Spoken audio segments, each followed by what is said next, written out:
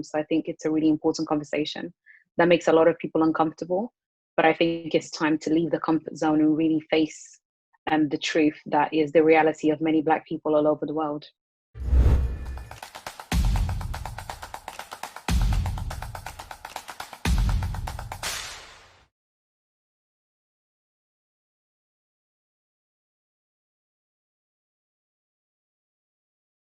Now is an opportunity for Black people, not only Black people, white allies, corporations, educational institutions to come together and really be solution focused and action oriented.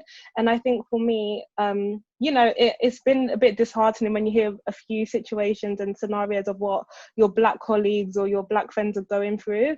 But I think now is the opportunity that we should really push forward an agenda and have action focused movement to really get this going and ensuring that we dismantle racial injustice in corporations and educational institutions. I think I've been better, definitely. But I think it's important conversations that are being raised, a lot of conversations that people have been allowed to ignore for a very long time. And I think this whole Black Lives Matter movement has brought to the attention of many. And like Lola said, there is no distractions for people to ignore issues that, a lot of minorities, but mainly Black people face. And a lot of companies and education establishments are having to face, look in the mirror and kind of question their actions and their lack thereof of action many times. So I think it's a really important conversation that makes a lot of people uncomfortable. But I think it's time to leave the comfort zone and really face the truth that is the reality of many Black people all over the world. Actually, I'm tired. I feel like this has been something we've been facing here in America for a very long time, for at least as long as I can remember. And even though you do see some glimpse of hope and you see some people coming together, it's still very disheartening to see a lot of the things that still exist here. So we have two lawyers from Kentucky who are standing in their lawns with guns aimed at protesters that's protesting peacefully. So, as much as COVID has allowed people to step outside and really get involved in the protests and things of that nature, it's also allowed us to see how far this hate actually reaches, right? Because you have people outside that are still willing to protest that Black lives don't matter in the face of COVID, just as much as you have people protesting Black lives do matter. So, it gives you the notion that there's still a very long road ahead of us. There's been a lot of anger, there's a sense of hopelessness, but I am more into a mindset now of, it is a time where we can get things moving, and it is a time where,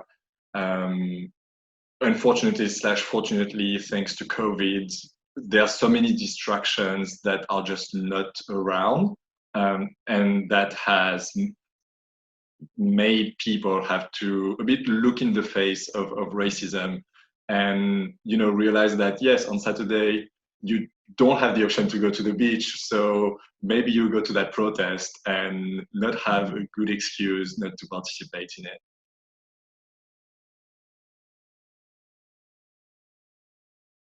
I think a great starting point for us would be we have to take away these disastrous social constraints that we're taught at a very young age, right?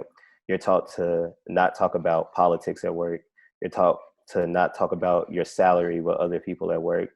And from an educational standpoint, right there, you're being put at a disadvantage. I think that education is the most important time in a person's life. And I think that when we're talking about education, I think it needs to start there, because it's where you will shape your understanding of the world, your understanding of where you fit in, and the places where you're supposed to be or where you're not supposed to be.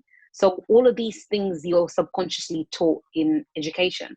And I think the reform needs to start there, because that's what will set the pace for everything else, for future leaders and for the youth, because the power lays in the hands of the youth. I think representation is so important. Like I said before, I think that if you don't see someone in an area where you want to see yourself, somebody that looks like you, that will prevent you from going there. I mean, I did a my master's in African politics and a very prominent university, and I had no Black teachers. And in a lot of my sessions, my tutors were kind of like pushing me towards academia and staying in academia.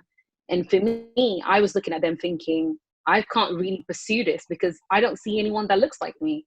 And I feel like in this place, even though you're telling me that this is the place for me, it's really difficult for me to believe it because those are not the actions that I see.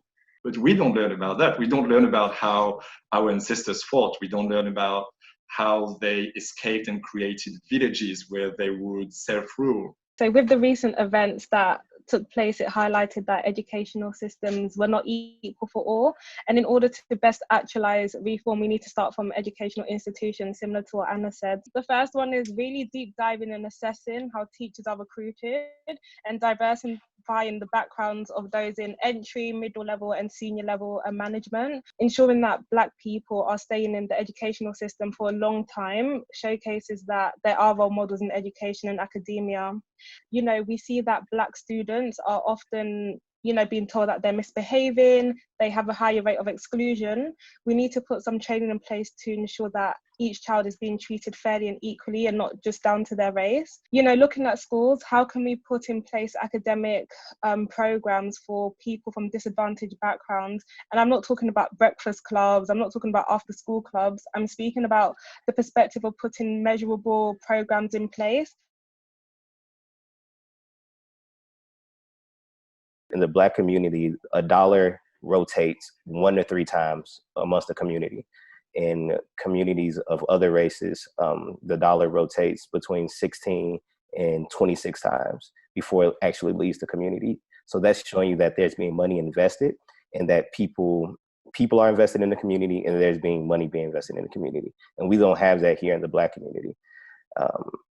And so we really want to shine a light towards that. And so people can understand that when you shop inside of your community, you add value. And when you add value, people care about the community. When you care about the community, you cut down violence, because when you own something, it gives you a reason to fight for it. It gives you a reason to want to protect it. And you have a lot of non-ownership in Black communities. So there is a lot of violence. There is a lot of crime because you don't want to protect it because you feel like you're not included. You don't have a say in the discussion. You don't have a seat at the table.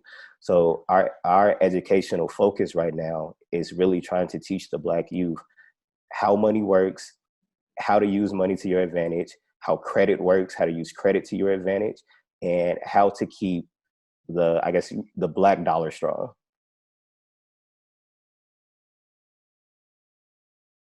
We have decided to create a mentorship program because what we found in our community is that a lot of young people come from Portugal or systems that are very different from those education systems in the UK. So we just wanted to equip them with the right tools to make an informed decision. But seeing as there is this lack of representation and this lack of, mirroring what you want to see in society and not being able to see people that look like you doing the same things, we thought it would be amazing to have mentorship. So people within the community that have done really well, so they can support the young people that potentially want to go into those careers. So this mentorship program for us will tackle that in a way because it will fill in this gap where the young people feel as though they can't look up to certain people, or there are certain places in society they can't reach because they can't see anyone that looks like them up there.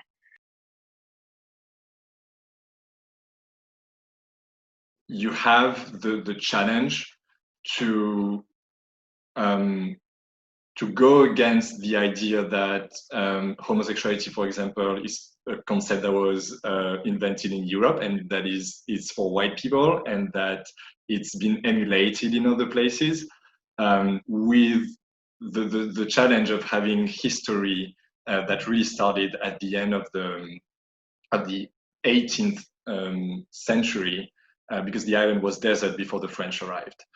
So the educational process is try to show that we're here, we exist, because it's right now hard to find leaders from the community. And a lot of people who've been leading the community come from mainland France, which reinforces the idea that it's something that comes from Europe. So it's about spreading information that on, for example, masculinity, and trying to study through the lens of the culture in reunion and the specific signs and behaviors that you wouldn't necessarily find in France, even though we're French. Intersectionality is who is looking at me in the mirror.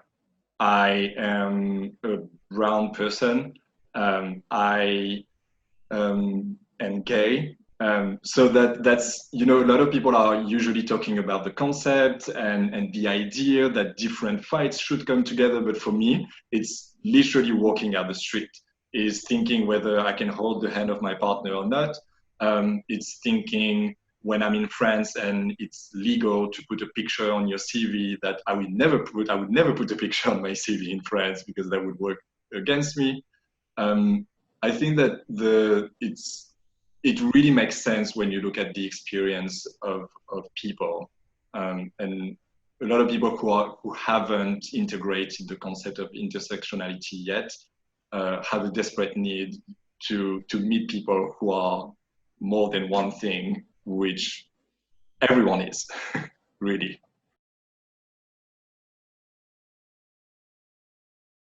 And similar to Anna, when I went to One Young World in 2017, I came back like, I need to start something for my local area. So yeah, thinkHER Ambition is a training and skills development social enterprise where we focus on upskilling young females aged 14 to 19, and we're building the next generation of female leaders. And our mission is to close the knowledge gap that exists for young women by enhancing their knowledge base, developing their soft skills and technical skills, and as well as career-specific skills, and connecting them to life-changing opportunities. I think that speaking out, speaking up, speaking frequently, and speaking loud is the way that we kind of attack this. You know, I think that the Black youth and Black people in general are taught to be very docile when it comes to addressing issues. You're taught to be as, you know, I guess, you know, non-aggressive as possible, right? And it really puts us at a disadvantage when you're trying to get a message across. I think that it's become a disadvantage to, I think we spoke about it earlier, to people have to sit in their discomfort. And America has a very dark history, a very dark past, and we shouldn't be ashamed to say that. You know, things happen to Black Americans here, and that's just the reality of the situation. And to take away their ability to speak out on that, to say that that's not acceptable in the workplace, that's not acceptable to talk about in school, that's not, any setting is a acceptable setting to talk about, you know, the trauma that you experience. And so I think that until we push that that narrative forward of, you know, we need to be as loud and as frequent as possible with our issues, is going to continue to be hard. So we need to be having these uncomfortable conversations. And I think for a very long time, Black people have been doing most of the work for the BAME community and really trying to get it to tackle these issues that minorities face. And I think it's time now for allies and people that believe in the cause, because we all have to benefit from dismantling social injustice. So I believe that we all need to stand together now, the youth especially, we need to stand together for a united front against racial injustice. And I think the youth need to have these uncomfortable conversations and challenge injustice when they see it, not just when it affects them, but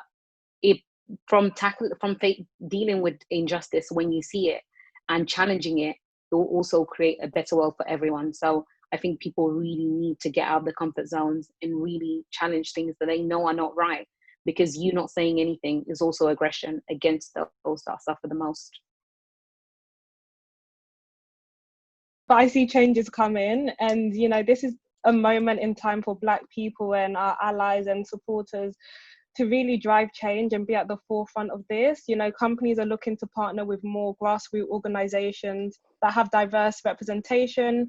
And then we also see, most recently I saw on Twitter that a local borough is actually looking for a consultant to work with a steering group of teachers and stakeholders to make sure race equality and there's a raised achievements of Black Caribbean students in schools. So you can see that people are changing their mindsets and changing the way that they approach things and ensuring that everyone is involved in the discussion. So I see active changes happening, and we're actually building a world for everyone, not just for a particular race or a particular economic group. So yeah, change is definitely coming.